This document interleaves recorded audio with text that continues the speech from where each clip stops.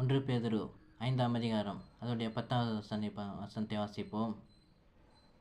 கிறிஸ்து இயேசுவுக்குள் நம்மை தமது நித்திய மகிமைக்கு அழைத்தவராயிருக்கிற சகல கிருபையும் பொருந்தின தேவன் தாமே கொஞ்ச காலம் பாடனுபவிக்கிற உங்களை சீர்படுத்தி ஸ்திரப்படுத்தி பலப்படுத்தி நிலைநிறுத்துவாராக என்று சொல்லப்பட்டு இருக்கிறது. கிறிஸ்தவர்களாகிய இருக்கிற நம் ஒவ்வொருவரும் எதற்காக அழைக்கப்பட்டிருக்கிறோம் என்று கேட்டீர்களானால், தேவனுடைய ராஜ்யத்தில் பிரவேசிக்க முடியாகும்.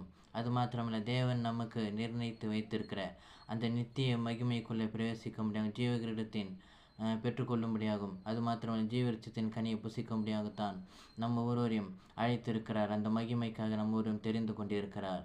அது மாத்திரமல்ல, நம்முடைய வாழ்க்கையிலே அந்த வரப்போகிற இருக்கின்ற அந்த கஷ்டங்கள், நெருக்கங்கள், பாடுகள், உபத்திரங்கள் எல்லாம் கொஞ்ச நாளைக்குத்தான். அதை கண்டு நாம் சோர்ந்து போகாதபடிக்கு, பயப்படாதபடிக்கு இருக்க வேண்டும். நமக்கு தேவன் வைத்திருக்கிற அந்த நித்திய மகிமையை நாம் நினைத்து பார்த்தோமானால், அந்த வருகின்ற அந்த உபத்திரவம், பிரச்சனைகள், பாடுகள் எல்லாம் ஒன்றுமில்லாததாக இருக்கிறது. அதை நினைத்து நாம் கவலைப்படாமல் தாம் தைரியமுள்ளவர்களாக இருப்போம், காணப்படுவோம். ஆகவே தான் தேவன் நம் ஒவ்வொருவரையும் அந்த உபத்திரவத்திலே நடக்கும் பொழுது, உபத்திரவ பாதையிலே போகும் பொழுது நம்மை அவர் சீர்படுத்துகிறவராயும் சிறப்படுத்துகிறவராயும் நம்மை பலப்படுத்துகிறவராயும் நிலைநிறுத்துகிறவராயும் இருக்கிறார்.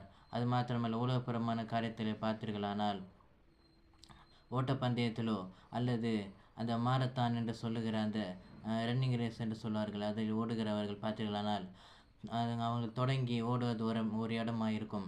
ஆனால் தொடர்ந்து அவர்கள் ஓடிக்கொண்டே இருப்பதில்லை. தொடக்கம் என்று உண்டானால் முடிவும் உண்டு. ஒரு இடத்துல தொடங்கினால் அவர்கள் ஒரு இடத்திலே முடித்து ஆக வேண்டும். ஆகவே தான் நாமும் அப்படித்தான். நாம் ஒரு இடத்திலே துவங்கி இருக்கிறோம்.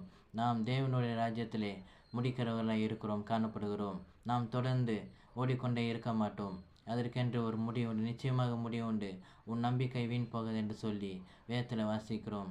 ஆகவே நாம் ஒவ்வொருவரும் எதை குறித்தும் கலங்கி விடாதபடிக்கு, சோர்ந்து போகாதபடிக்கு, தேவன் நமக்கு வைத்திருக்கின்ற அந்த பரலோக ராஜ்யத்திலே கண்டு பிரவேசிக்கிறவர்களாயும், அது மாத்திரமல்ல, நித்திய மகிமை குறித்து நாம் யோசிக்கிறவர்களாயும் சிந்திக்கிறவர்களாயும் இருந்தால், நாம் அந்த வருகின்ற அந்த பாடுகளை குறித்து கவலைப்பட வேண்டியதில்லை. ஆமென். அல்லேலூயா. God bless you.